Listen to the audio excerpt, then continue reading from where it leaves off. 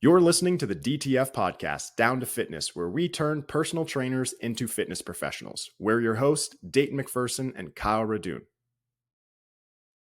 You just lost $2,000 in personal training revenue this month. And if you fail to plan, you will plan to fail. What are you going to do to make up that revenue? Now what, Kyle? What are we doing? We're going to go apply to McDonald's and get a new job. No. Because we no longer make any money. No, I'm just kidding. No.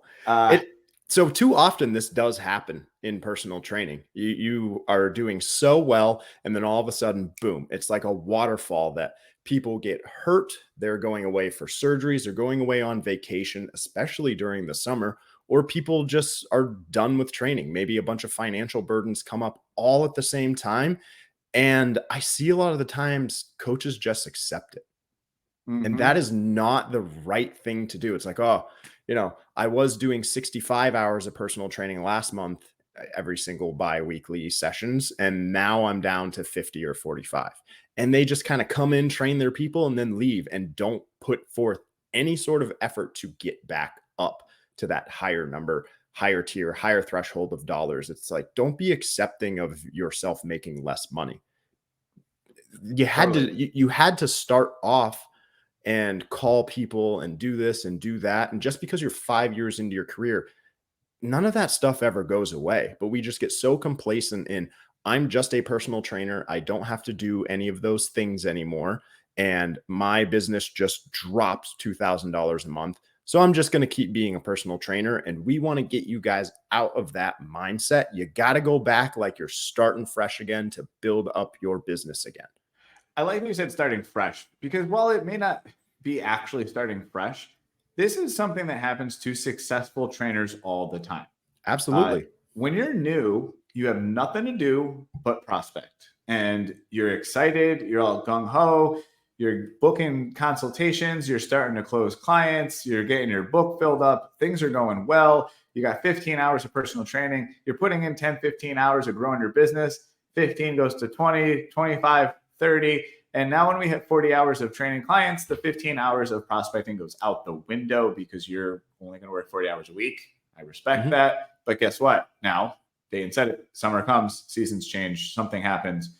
You have a mass exodus for whatever reason, assuming it's not your fault. Because listen, I was going to say that. If you're not bleeding your business left and right, it is your fault. Yeah. That's not the topic of this episode today. So we will have maybe another service episode, but this is more of things that were not in your control. Maybe a little blindsided you. You just weren't prepared for it. And I don't blame people for this. I, as a single studio owner, the only trainer here, I am very busy. I had a couple that had some family issues, financial stuff happen. And both of them had to stop training. They both were on 3-time-a-week programs. So in one snap of my fingers, I lost 6 sessions in one moment. That happened to be 2 weeks after I had 2 clients leave for the summer.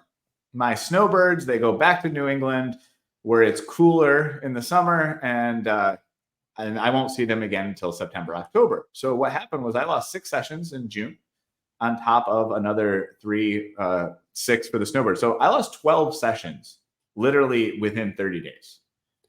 I have been so busy that I did not have my lead funnel backfilled because I wasn't taking new clients. I did have some people. Since then, I have now recouped myself, but it was a great idea for an episode to be like, this shit happens to good trainers every single day. Yep. So how are we going to prevent that from happening? Go work at McDonald's? No. You can't steal my joke. I'm sorry. So the first thing that I want to talk about is knowing your business, specifically you, and what makes your business kind of thrive. So the first thing that I would do is think about how many training sessions am I doing right now, today, weekly. And I'm going to use Kyle as an example. Kyle, let's say that you're doing 20 sessions weekly. Where do you want to get to? I mean, probably full-time is what most people, let's call it 35. Okay. So Kyle wants 15 extra sessions per week. let's say Kyle is charging an average of $100 per training session. And because he is a studio owner, all of that goes right to him. So Kyle is looking for an extra $1,500 per week, and then multiply that out and you'll see how your revenue can grow. I always like to multiply things out by the year so I can see the big number, because a lot of people don't like to see that, oh, I'm just making an extra $100 a person. Like $100 is nothing. Multiply it out by 52 and it's extravagant. And that's what drives me. You have to figure out what is going to push you. Is it going to be that $100 an hour? Is it going to be the $70,000 extra that you'll make by another 15 clients coming into your gym every single week?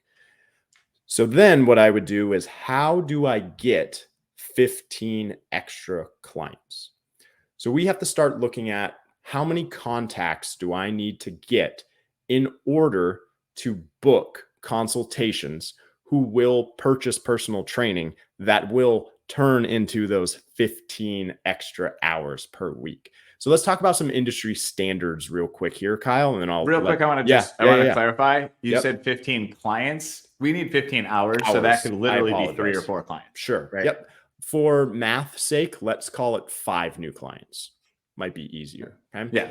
So how many contacts do you think that I need to get, Kyle, weekly in order for me to book, let's say, 30 consultations in a month? Well, so typically if I'm booking 30 consultations, I really need to be, contacting probably 10 times that. I agree.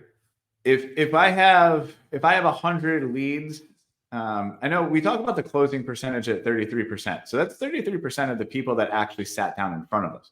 Mm-hmm. But when we start to break out the math, and I wish I had the exact numbers for you, but generally speaking, if you call 100 people, a quarter of them to half of them aren't even going to answer. They're not going to call you back.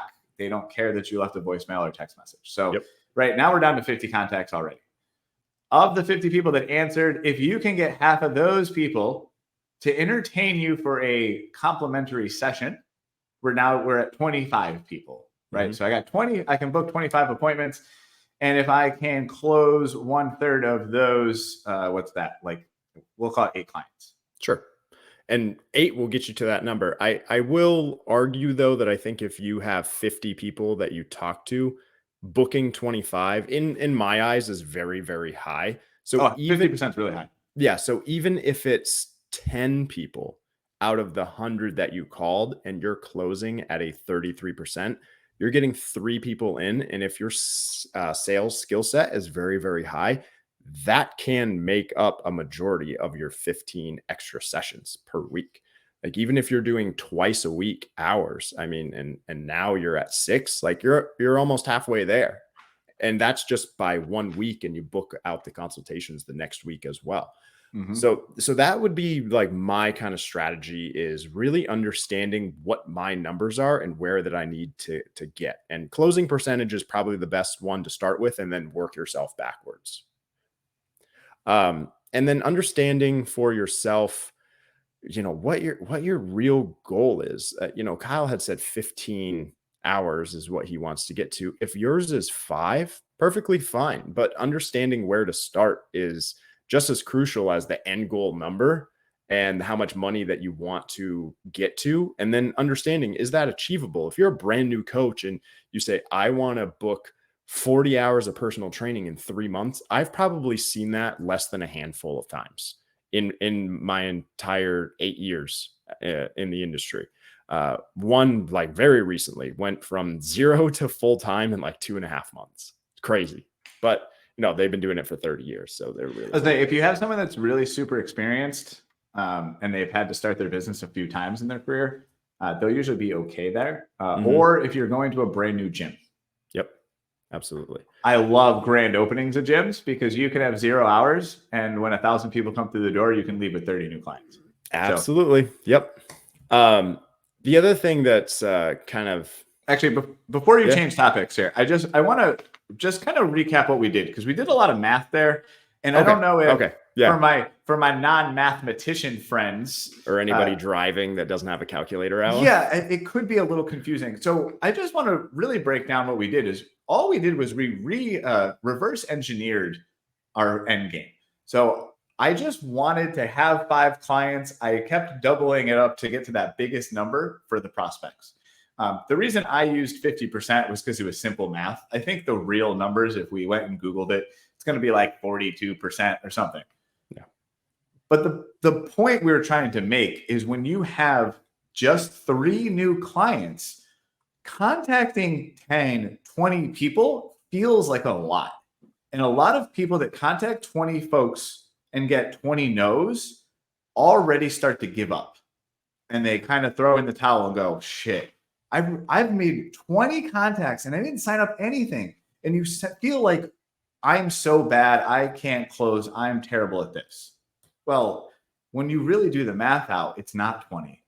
It's 5 times that. It's 100. Right. So if you did 20, you still got 80 to go. And you've already given up. Right. Like, I know. Pump the brakes, take a deep breath, give yourself some grace, understand this is a high volume game. I always want people, when they start doing their hot list or their contact list, do it for 20 or 30 minutes and then walk away and do something else. Do not sit on the phone for 4 hours because you will get frustrated. You will. Like, do it for a little bit of time, take a breath, go grab a coffee, come back and do it again. Reset your brain, because it does get frustrating. Every 10 people that you call, you may get 8 voicemails. The other person says no, and one person says yes. And you're like, well, damn, I was just on the phone for 20 minutes and I only booked 1 appointment. But that 1 appointment can turn into $1,000 a month. But we don't think about it that way. We just think $12,000 a year. Right. Exactly. Is a 6-figure salary. Wait, so all I have to do, Kyle, to get $12,000 extra a year is call 10 people for 20 minutes? Basically. If you break it down that way, yeah, you want a salary increase. And I hear this a lot too in the industry. There's like, oh, I'm not making enough money. Call people for 20 minutes and you'll make an extra $12,000 in a year. How's that sound? Absolutely. Yeah. This is a sales thing that we talk about all the time. And I don't think we've ever brought this up on the podcast. One of my favorite things to say, because it confuses people at first, but get through your nose. Oh, I was going to say, I have no idea what you're going to say. Get through your nose. And people think the nose on your face. No, I don't mean the nose on your face. This is a mental game that you're playing. And so what I mean by get through your nose is, if you are calling 100 people and you're getting 90 people to basically tell you to piss off, it is disheartening. Dayton said every 20 minutes to take a break.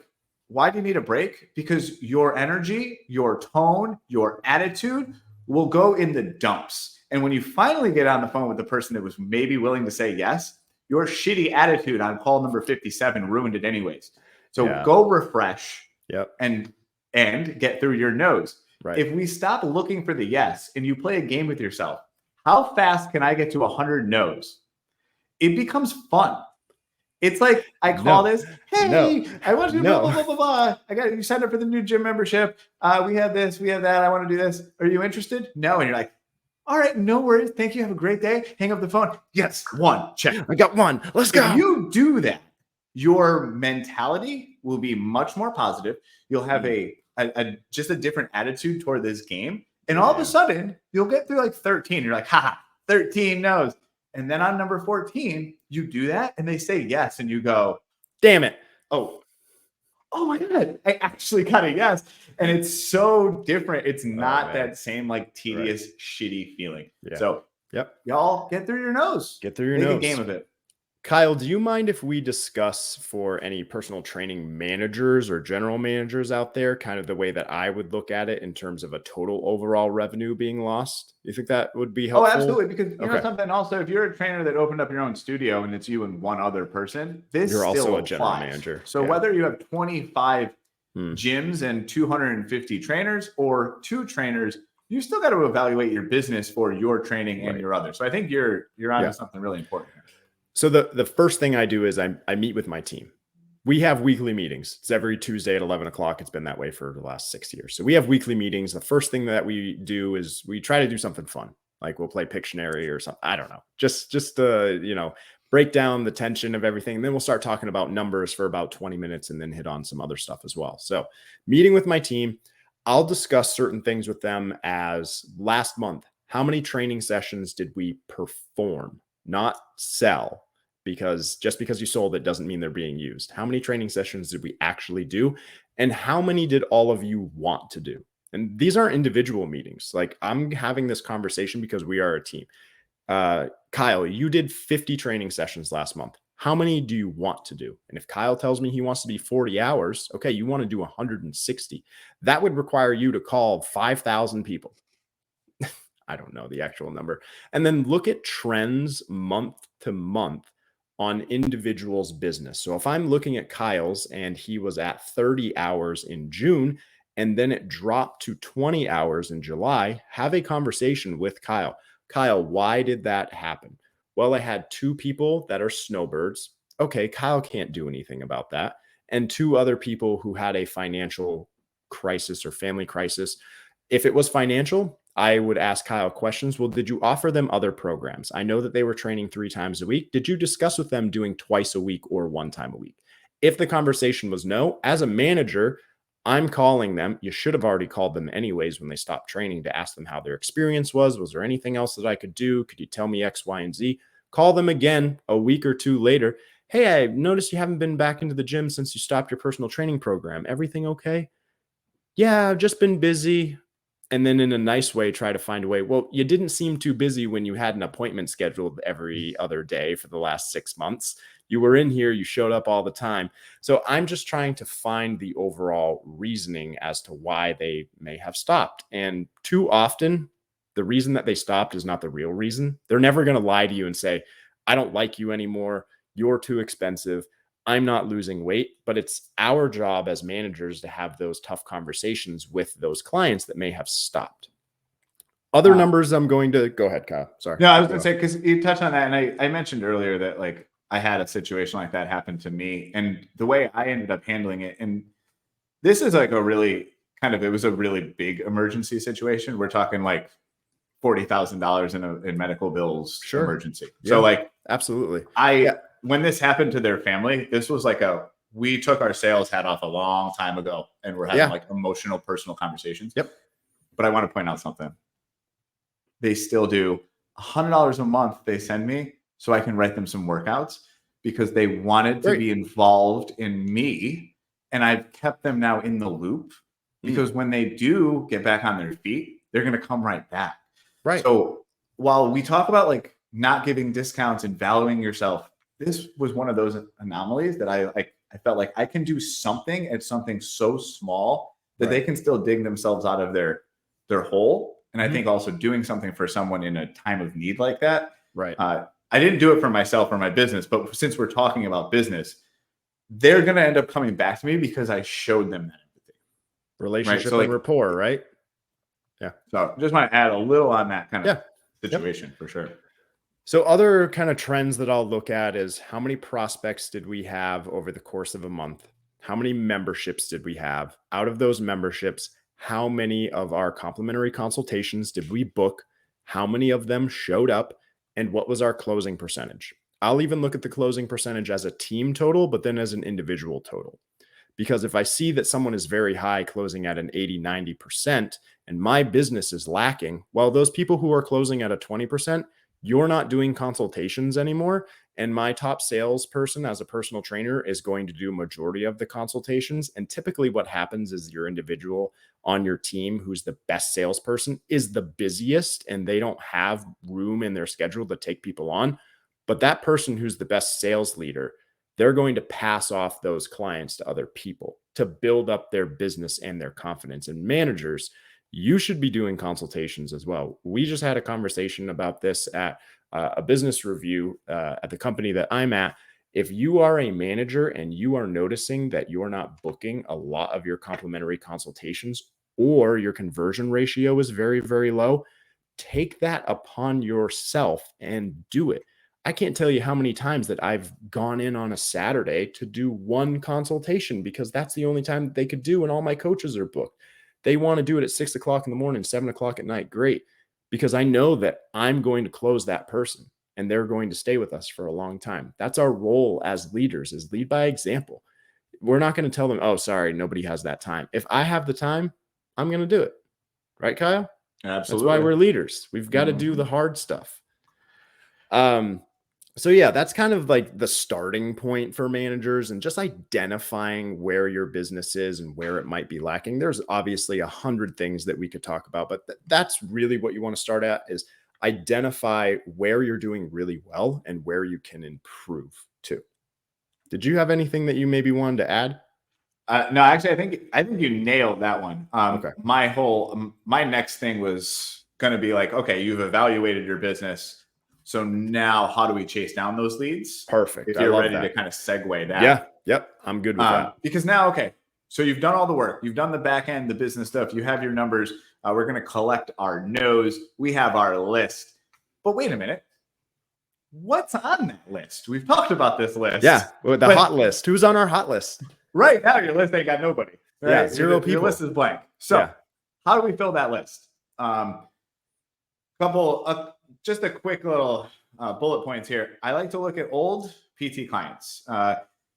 Maybe they did fall off a year ago, or maybe, I'm telling the story about how I just lost 2 clients. If we fast forward a year, I'm looking at, I got to call them. It's been a year. Let's see where they're at. How is their situation doing? Are they ready to come back? Because people that fall off, usually if they go backwards in their fitness, they're going to then need to they're like, Kyle was so great. Kyle kept me accountable. Kyle kept me from doing this. So now here I am again. Let's get him back. Mm-hmm. I like to go over all my past consults. If I had, we just talked about you book and I don't know, 30 of those maybe 6 months ago. Well, now I'm going to find out again. Where have they been for those 6 months? Did they use the gym? Have they been coming in regularly? Did they find the time to work on their shoulders or their biceps or their weight loss? What could we do to improve and get them back in? And those are the 2 bigger ones. Yeah. And you want to add on that? Yeah. You're talking about consoles who didn't sign up for a personal training program. Yes. Okay. All right. Just double check. I'm sorry. Not so. Yeah, they already are a part of your gym. Okay. And you sat down for a consult, you didn't sign them up. Cool. I want to follow back up with them. Great. Awesome. Yeah, I love that. That's the easiest one to do. We even do that when they're 15 days and 30 days out. Yep. And after the 30 days, we invite them back in to do an in-body and see that nothing changed. Or actually has gone the other way, which blows my mind. Like they've been in the gym, but it goes the other way. Like they've gained fat and lost muscle. I'm like, how the hell did you do that? Group fitness. No, stop it. All right. What's your next point before you get people all mad, Kyle? I'm the group fitness guru. I love group fitness. I'm just telling you, if you're bigger and you do a lot of cardio, you'll lose muscle and fat. But if your body fat went down, that's okay. Your total body went down. Yeah. Anyways, I can go on that rant for all day. Yeah. No, so if you go back a year ago, you're going to have more than just like the 3 consults from last month that didn't sign up. So that's kind of where I'm going with that. Yeah. I can get a huge list. And in that year, a lot of things change in life. If you just think about your own personal life, where were you a year ago? You were probably a whole different person. So if you said a year ago, no, I'm not interested in getting healthy and fit. Well, maybe in the last year, they went to the doctor and they found out they have some poor blood markers, or in that year, they found out that they're pregnant or their spouse is pregnant, or life changes that kind of get you more motivated back to the gym. Perfect. So the other ones that I want to think about as well is, if you're a big box gym, is you want to review the review the members who never booked or showed up to their consultations. So we get 100 members a month. If 50% booked their consultation at point of sale, probably only 50% of people are actually showing to it. So you've got 25 people kind of in that middle ground where they booked and didn't show up. Obviously, we want to call them that day, the day after, try to reschedule, but calling them periodically to make sure that they schedule it is of utter importance. After 3 months of trying to call them and schedule, they might kind of fall off my radar for another 3 months or something like that. I always like to look in the computer system to see when they check into the gym too. And if I notice that they're always there at 6 p.m. on Monday, Wednesday, and Friday, try to make yourself available. Just stand at the front desk and be like, oh, you're Mary. I've been trying to call you for, a couple days now. Apologies that we keep missing one another. As part of your membership, you do get to meet with me. I'd love to schedule that for you. What days and times work best for you? I noticed that you usually come in around 6. How's Wednesday at 6 o'clock? Sign me up, Dan. I wasn't waiting for you to say anything, but just be silent. We always talk about that. Like silence is golden. What's the saying? Like speak first, lose. I think that's the saying. So just be quiet and have them answer. And the other one that we can talk about is review your prospects who may have come in who didn't become members of your gym. So that is also like bigger box. That's more on your membership team. But if you remember from our previous episode where we talked about you should have been a part of membership, then you should know some of that list anyways. Yeah, absolutely. Are there any others that you can think of, Kyle? Yeah. So we've talked about this a lot in my studio, but referrals, going back to the referral thing. You got people in your gym that didn't leave. They got friends, they got family, they know people. If you've asked them in the past, it's time to ask them again. They've got new friends, they got new acquaintances. Maybe some of their friends have changed their mind on it fitness. Right. You just never know. So I'm asking my clients this all the time.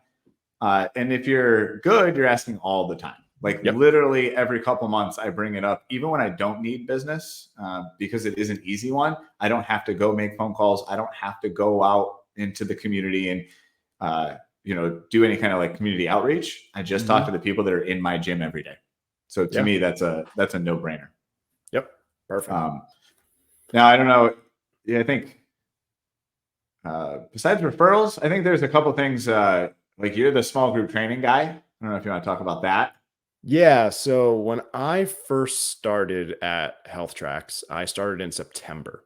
And I knew that January was going to be huge. It always is for gyms. So I decided to start all small group training January 1st, and I got a huge bump in my sessions. So starting new programs is key. Whether it be you're the small group training person, you've got a nutrition background, you start a stretching program, any of these great things that you can really think of and you are going to own and do a great job with it, you bring in more people. Now, mind you, that one takes more time than calling 100 people because you've got to set up a protocol. You may need to order stuff. You got to do X, Y, and Z. You got to build it up. So this is something that you should be ongoing and doing and start to advance your center with something for everybody. Like, big box gyms have group exercise. They have cardio equipment, strength equipment, nutrition counseling sessions, personal training, group training, small group training, stretch, hydro massage, pools. Like, they try to spread out so that they can have more people come into their facilities. We should be thinking the same thing as personal trainers. How can I get more people in front of me because of the services that I offer? And if you offer more services, you can start charging more too. You can bump your rates up. And the last thing is community events. I think that those can be very important. Go teach boot camps at local businesses, talk to people, get corporate referrals and corporate memberships as well. So just have some add-ons that you can do and reach out to people and go do stuff in the community. We've recently had talks with a brewery in our area to go teach boot camps at a brewery. So that should be really fun. The morning before it opens. All right. We're not going to have drinks and then do boot camp. It's a big space. We talked to them. They're right down the road. They said they've done it before with somebody and it fell off. So we're going to start doing that. We're not bringing any equipment there. It's just going to be us kind of hanging out. And I'm sure that after we may have some people hang out with us and we can tell them about our gym and all that good stuff. So that'll be really fun. Anything else? That sounds like a good time. Kyle? What's that? Anything else that you can think of with ways that you can contact or just get in touch with people? No, but actually you mentioned add-ons for your training and it took my brain in a totally different direction. Okay. But I was thinking like you have existing clients and you're trying to come up with revenue. I like to offer other services because you have a client that trains 3 times a week. Well, if I want to, I can't upgrade them to 4 or 5 times the personal training at an extra $100 or $200 a week. but maybe I can add in nutrition consulting for $200 a month. Maybe I can add in, right now, stretching is all the rave, which I feel like it's stupid. But if people want to be stretched out, you do hands-on stretching, like an AIS type deal. I know right now there's a lot of these companies like the Stretch Zone or Stretch Lab that are coming out, and they're popping up on every street corner. If they're generating enough to pay rent just in stretching, you can offer an extra little service at the end of all your sessions. Oh, yeah. Or add that fourth day of, hey, we're going to do Stretching. a recovery day. Yeah. So that you can advance your goals even faster. Kyle, do you remember when we used to teach the workshop, what we used to call it when I would make my current clients do small group and my small group people become clients? The Dayton Squeeeeeze. The Dayton Squeeeeze. I talked about that in a meeting the other day, and I said the Dayton Squeeeeze, and everybody looked at me like, what is he going to talk about right now? I was like, no, not like that. I was like, I'm not touching people. It's trying to get the most, and I've talked about this before. It's trying to get the most out of your clients so that they can see the best results. As fitness professionals, what do? We work out, we recover, we work on our nutrition, we stretch, we do all of this stuff. Most of your clients just come into the gym twice a week and work out and don't do any of that other stuff. And for years, maybe doing that, and they're not seeing results.